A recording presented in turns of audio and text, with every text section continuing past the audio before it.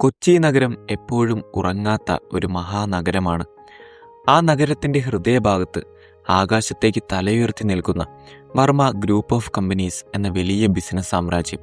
അതിൻ്റെ അമരക്കാരിയാണ് മാളവിക വർമ്മ. വെറും 28-ാം വയസ്സിൽ കോടികളുടെ ആസ്തി കൈകാര്യം ചെയ്യുന്നവൾ. പണവും പദവിയും അവളെ ഒരു ഇരുമ്പ് വനിതയാക്കി മാറ്റിയിരുന്നു. അവളുടെ മുഖത്ത് ഒരു പുഞ്ചിരി വിടർന്നിട്ട് വർഷങ്ങളായി എന്ന് ആ കൊട്ടാരം പോലെയുള്ള വർമ്മ തറവാട്ടിലെ ജോലിക്കാർ പരസ്പരം അടക്കം പറയുമായിരുന്നു. ബിസിനസ് മീറ്റിങ്ങുകൾ, കോൺഫറൻസുകൾ, ഫയലുകൾ. ഇതിനിടയിൽ സ്വന്തമായ ഒരു ജീവിതം അവൾക്കുണ്ടായിരുന്നില്ല. വലിയൊരു ആൾക്കൂട്ടത്തിന് നടുവിലും അവൾ തികച്ചും ഏകാഗിയായിരുന്നു. ആ കൊട്ടാരത്തിലെ നിരവധി ജോലിക്കാരിൽ ഒരാളായിരുന്നു ശ്യാം. ഒരു നിഴൽ പോലെയാണ് അവൻ ആ വീട്ടിൽ നടന്നിരുന്നത്.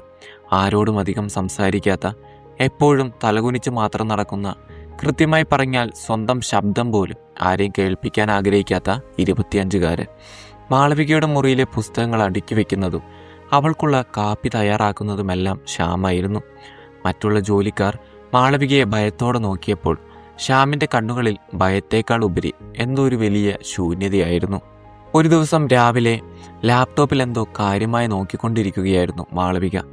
അപ്പോഴാണ് ശ്യാം അവൾക്കുള്ള കോഫി ടേബിളിൽ വെച്ച് നിശബ്ദനായി തിരിഞ്ഞു നടക്കാൻ തുടങ്ങിയത്. പെട്ടെന്ന് എന്തോ ഓർത്ത് തലയുയർത്തിയ മാളവികയുടെ കണ്ണുകൾ ശ്യാമിൻ്റെ കൈകളിൽ ഉടക്കി. മുഷിഞ്ഞ വസ്ത്രത്തിന് പുറത്തേക്ക് നീണ്ടുനിന്ന അവൻ്റെ കൈകളിൽ വരെ ആഴത്തിലുള്ള ഒരു പഴയ മുറിപ്പാട് അവൾ കണ്ടു.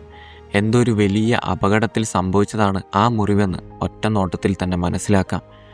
അവിചാരിതമായി അവളുടെ നോട്ടം ശ്യാമിൻ്റെ കണ്ണുകളിലേക്കും നീണ്ടു.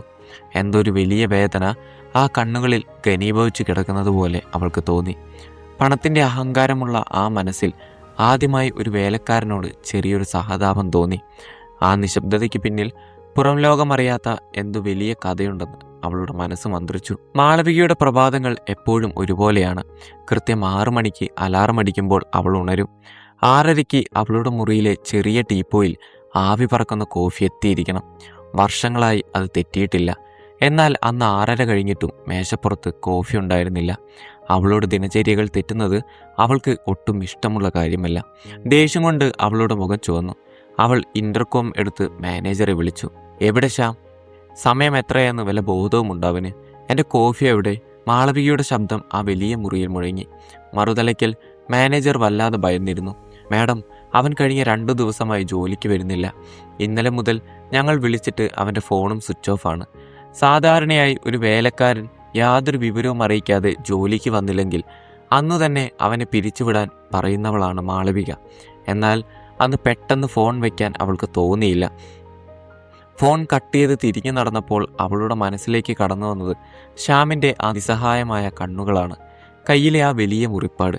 എന്തോ വലിയൊരു ദുരന്തം അവനെ വിഴുങ്ങിയിട്ടുണ്ടെന്ന് അവളുടെ ഉള്ളിലെ ഏതോ ഒരു കോണിൽ നിന്ന് ആരോ മന്ത്രിക്കും പോലെ അവൾ വീണ്ടും മാനേജറെ വിളിച്ച് ശ്യാമിൻ്റെ വിലാസം ചോദിച്ചു വാങ്ങി.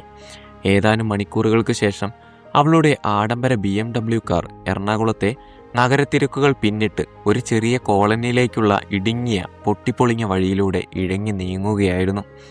AC കാറിൻ്റെ ചില്ലുകളിലൂടെ പുറത്തേക്ക് നോക്കിയ മാളവികയ്ക്ക് അത്ഭുതം തോന്നി. ഒരേ നഗരത്തിൽ തന്നെ ഇത്രയും വലിയ മാറ്റങ്ങളോ? ദുർഗന്ധം വമിക്കുന്ന തുറന്ന അഴുക്കുചാലുകൾ, പ്ലാസ്റ്റിക് ഷീറ്റുകൾ മേൽക്കൂരയാക്കിയ, കാറ്റടിച്ചാൽ പറന്നു പോകുന്ന ചെറിയ കുടിലുകൾ. ഇവിടെയാണോ തനിക്കുള്ള കോഫി തയ്യാറാക്കുന്ന ആ ചെറുപ്പക്കാരൻ താമസിക്കുന്നത്? കാർ മുന്നോട്ടു പോകാൻ കഴിയാത്ത വിധം വഴി ഇടുങ്ങിയപ്പോൾ അവൾ വണ്ടിയിൽ നിന്നും പുറത്തിറങ്ങി. ലക്ഷങ്ങൾ വിലമതിക്കുന്ന ഡ്രസ്സും ഷൂസും ധരിച്ച ആ വലിയ ബിസിനസ്സുകാരി ചെളിയും മാലിന്യവും നിറഞ്ഞ ആ ഇടവഴികളിലൂടെ നടന്നു. അവിടെയുള്ള ആളുകൾ അത്ഭുതത്തോടെ അവളെ നോക്കുന്നുണ്ടായിരുന്നു. ഒടുവിൽ ഒരു ചെറിയ ചോർന്നൊലിക്കുന്ന ഓലമേഞ്ഞ വീടിന് മുന്നിലെത്തി അവൾ നിന്നു. വാതിൽ പകുതി തുറന്നു കിടക്കുകയായിരുന്നു. അവിടെ ആകെ ഒരു മരുന്നിൻ്റെ ഗന്ധം തങ്ങി നിൽക്കുന്നുണ്ടായിരുന്നു. ഉള്ളിലേക്ക് നോക്കിയ മാളവിക കണ്ട കാഴ്ച അവളുടെ ഹൃദയത്തെ രണ്ടായി പിളർക്കുന്നതായിരുന്നു. തറയിൽ വിരിച്ച നനഞ്ഞ ഒരു പഴയ പായിൽ പനിച്ചു വിറച്ച് ബോധമില്ലാതെ കിടക്കുന്ന ഒരു ചെറിയ പെൺകുട്ടി. അവളുടെ ചുണ്ടുകൾ വരണ്ടുണങ്ങിയിരുന്നു. അവൾക്കരികിലിരുന്ന് പൊട്ടിക്കരയുന്ന ശ്യാം. തൻ്റെ കൊട്ടാരത്തിൽ ഒന്നിനു മുന്നിൽ തലകുനിക്കാത്ത, ഒരു വികാരം പോലും മുഖത്ത് കാണിക്കാത്ത ആ ചെറുപ്പക്കാരൻ ഇതാ ഒരു കൊച്ചുകുട്ടിയെപ്പോലെ വിതുമ്പിക്കരയുന്നു. അവൻ്റെ കയ്യിൽ ഒരു പഴയ കുറിപ്പടിയുണ്ട്. മരുന്നിന് പോലും പണമില്ലാതെ തൻ്റെ ഏക ആശ്രയമായ അനിയത്തി ഗൗരിയുടെ ജീവൻ കൺമുന്നിൽ പൊലിയുന്നത് നോക്കിയിരിക്കാൻ ആ പാവത്തിന് കഴിഞ്ഞിരുന്നുള്ളൂ. പണത്തിൻ്റെയും അഹങ്കാരത്തിൻ്റെയും വലിയൊരു ലോകത്ത് ജീവിച്ചിരുന്ന മാളവികയുടെ കണ്ണുകൾ ആദ്യമായി ഈറനണിഞ്ഞു. മാളവിക തൻ്റെ പദവിയും അഹങ്കാരവും താൻ ധരിച്ചിരിക്കുന്ന വിലയേറിയ വസ്ത്രങ്ങളുമെല്ലാം ആ നിമിഷം മറന്നു. അവൾ ഓടിച്ചെന്ന് ആ കുട്ടിയെ വാരിയെടുത്തു. ശ്യാം നോക്കി നിൽക്കാതെ എൻ്റെ കൂടെ വാ, വേഗം കാറിൽ കയറാൻ നോക്ക്. അവളുടെ ശബ്ദത്തിൽ ഒരു ഉടമസ്ഥയുടെ കൽപ്പനയായിരുന്നില്ല, മറിച്ച് ജീവൻ രക്ഷിക്കാൻ വെമ്പുന്ന ഒരു സഹോദരിയുടെ സ്നേഹമായിരുന്നു. കൊച്ചിയിലെ ഏറ്റവും വലിയ സ്വകാര്യ ആശുപത്രിയുടെ എമർജൻസി വാർഡിലേക്ക് ഗൗരിയെ അവർ എത്തിച്ചു. ഡോക്ടർമാർ വേഗത്തിൽ പരിശോധനകൾ തുടങ്ങി. ആശുപത്രി കോറിഡോറിൽ ശ്യാം വിറച്ചുകൊണ്ട് നിന്നു. കുറച്ചു കഴിഞ്ഞപ്പോൾ ഡോക്ടർ പുറത്തേക്ക് വന്നു. കുട്ടിയുടെ നില വളരെ ഗുരുതരമാണ്. എന്തോ ഇൻഫെക്ഷൻ കാരണം പ്ലേറ്റ്ലെറ്റ് കൗണ്ട് വല്ലാതെ കുറഞ്ഞു പോയിട്ടുണ്ട്. ഉടനടി O നെഗറ്റീവ് രക്തം വേണം. അത് വളരെ അപൂർവമായ ഗ്രൂപ്പാണ്. നമ്മുടെ ബ്ലഡ് ബാങ്കിലും ഇപ്പോൾ സ്റ്റോക്കില്ല. അത് കേട്ടതും ശ്യാം തളർന്ന് താഴേക്ക് വീഴാൻ പോയി. അവൻ ആ നഗരത്തിൽ ആരെയും അറിയില്ലായിരുന്നു. ഇനി എന്തു ചെയ്യുമെന്നറിയാതെ അവൻ പൊട്ടിക്കരഞ്ഞു. അപ്പോൾ തികഞ്ഞ ഉറപ്പോടെ ഡോക്ടറുടെ മുന്നിലേക്ക് മാളവിക വന്നു. ഡോക്ടർ, എൻ്റെ ഗ്രൂപ്പ് O നെഗറ്റീവാണ്. എൻ്റെ രക്തം എടുത്തോളൂ, എത്ര വേണമെങ്കിലും എടുത്തോളൂ. പക്ഷേ ആ കുട്ടിയെ എനിക്ക് തിരിച്ചു വേണം. ശ്യാം ഞെട്ടലോടെ അവളെ നോക്കി. ലക്ഷങ്ങൾ ശമ്പളം കൊടുക്കുന്ന ആരെയും തിരിഞ്ഞു നോക്കാത്ത താൻ ഇത്രയും കാലം ഭയത്തോടെ മാത്രം നോക്കിക്കണ്ട അഹങ്കാരിയായ മാളവിക വർമ്മ. അവൾ തൻ്റെ അനിയത്തിക്ക് വേണ്ടി സ്വന്തം രക്തം നൽകുന്നു. ശ്യാമിൻ്റെ കണ്ണുകൾ നിറഞ്ഞു തുളുമ്പി. അടിയന്തര ശസ്ത്രക്രിയ കഴിഞ്ഞു. ഗൗരി അപകടനില തരണം ചെയ്തു. ശ്യാമിൻ്റെ ആത്മാഭിമാനത്തെ വ്രണപ്പെടുത്താതെ ആശുപത്രിയിലെ ലക്ഷങ്ങൾ വരുന്ന മുഴുവൻ ബില്ലുകളും മാളവിക അടച്ചു. രാത്രി വളരെ വൈകിയിരുന്നു. സമയം പുലർച്ചെ 2 മണി കഴിഞ്ഞിരിക്കുന്നു. ആശുപത്രിയിലെ കാത്തിരിപ്പ് കേന്ദ്രത്തിൽ അവർ രണ്ടുപേരും മാത്രമായി. ICUവിനുള്ളിൽ നിന്നുള്ള ഹാർട്ട് ബീറ്റ് മോണിറ്ററുകളുടെ നേർത്ത ശബ്ദവും ദൂരെ എവിടെയോ കറങ്ങുന്ന ഫാനിൻ്റെ ശബ്ദവുമല്ലാതെ അവിടെയാകെ ഭയാനകമായ ഒരു നിശബ്ദത തങ്ങി നിന്നു. ആഡംബര സോഫകളിൽ മാത്രം ഇരിക്കാറുള്ള മാളവിക അന്ന് അവിടെയുള്ള ഇരുമ്പ് കസേരയിൽ എല്ലാം മറന്നിരിക്കുകയായിരുന്നു. അവൾക്ക് കുറച്ചകലെയായി ശ്യാം ഇരിപ്പുണ്ടായിരുന്നു. ശ്യാം പതിയെ തല ഉയർത്തി അവളെ നോക്കി. അവൻ്റെ ശബ്ദം വല്ലാതെ ഇടറുന്നുണ്ടായിരുന്നു. മാഡം, എനിക്കെങ്ങനെ നന്ദി പറയണമെന്നറിയില്ല. നിങ്ങളില്ലായിരുന്നുവെങ്കിൽ എൻ്റെ ഗൗരി. ഇന്നെൻ്റെ കൈകളിൽ നിന്നും അവൾ പോയേനെ. അവൻ കൈകൾ കൂപ്പി. വേണ്ട ശ്യാം, നന്ദിയൊന്നും വേണ്ട. അതൊക്കെ അവിടെ നിൽക്കട്ടെ. മാളവിക അവനെ തടഞ്ഞു. എന്നിട്ട് മൃദുവായി അവളുടെ കണ്ണുകൾ ശ്യാമിൻ്റെ ആഴത്തിലെയുള്ള മുറിപ്പാടിലേക്ക് നീണ്ടു. ശ്യാം, നിനക്ക് ബുദ്ധിമുട്ടില്ലെങ്കിൽ പറയണം.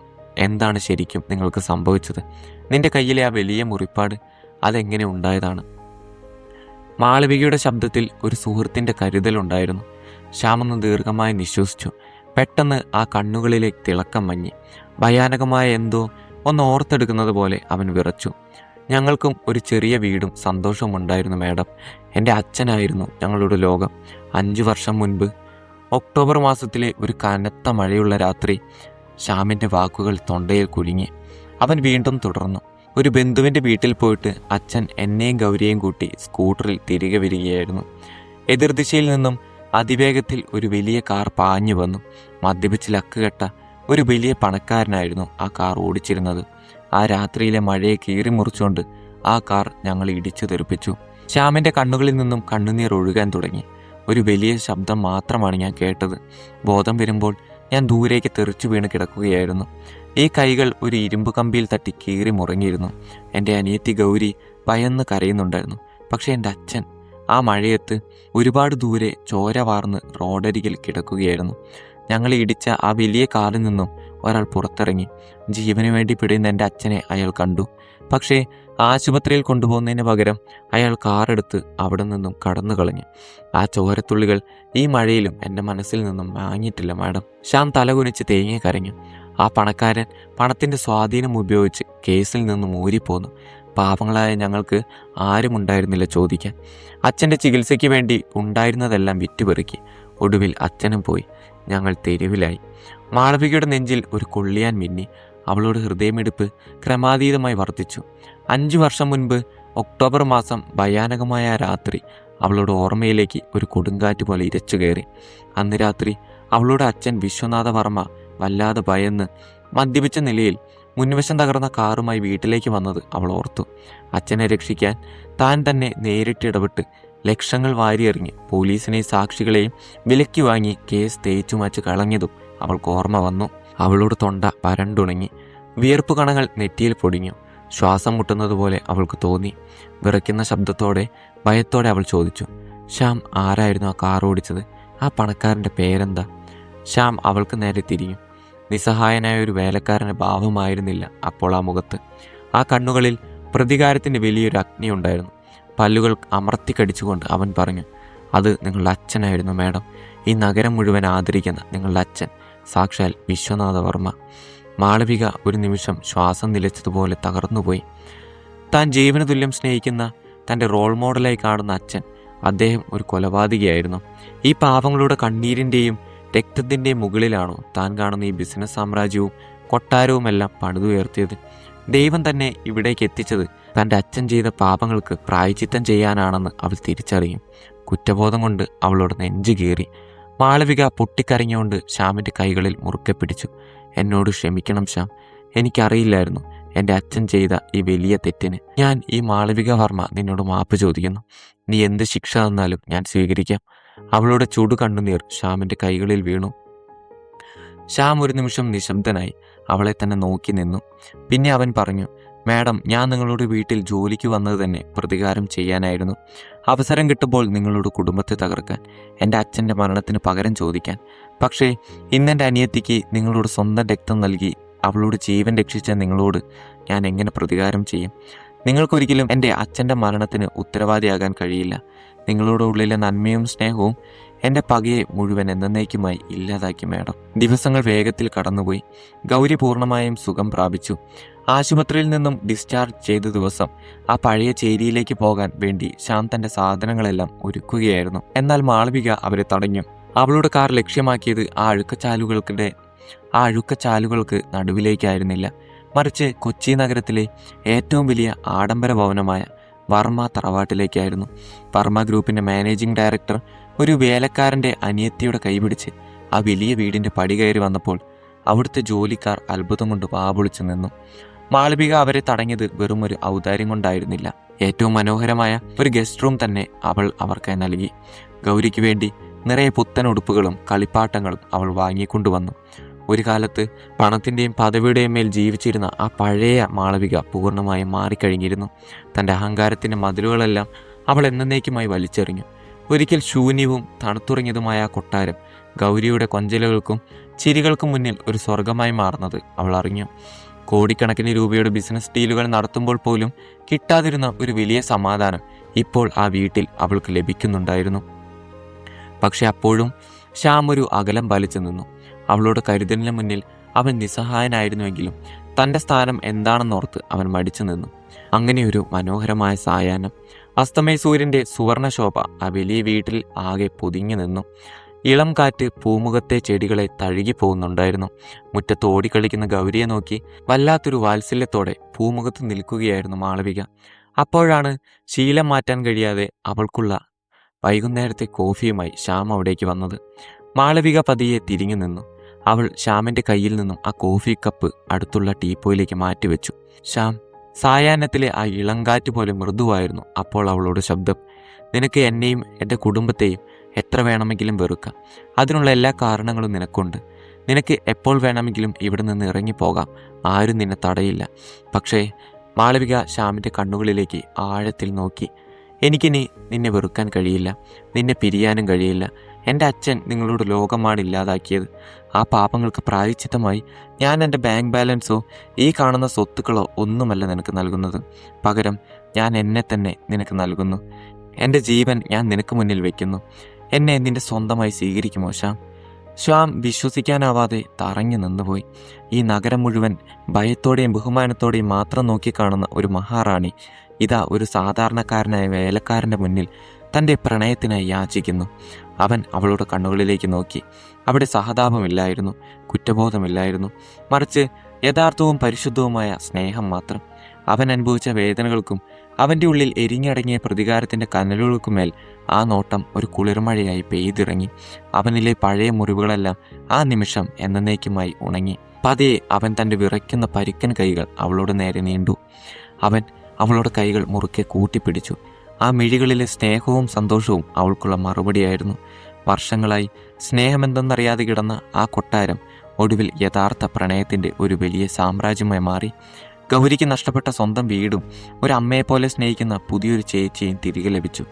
മാളവികയ്ക്കോ അവൾ തൻ്റെ ജീവിതത്തിൽ ഇത്രയും നാൾ തിരിഞ്ഞുകൊണ്ടിരുന്ന കോടികൾ കൊടുത്താലും കിട്ടാത്ത യഥാർത്ഥ സമാധാനവും സ്നേഹവും ലഭിച്ചു.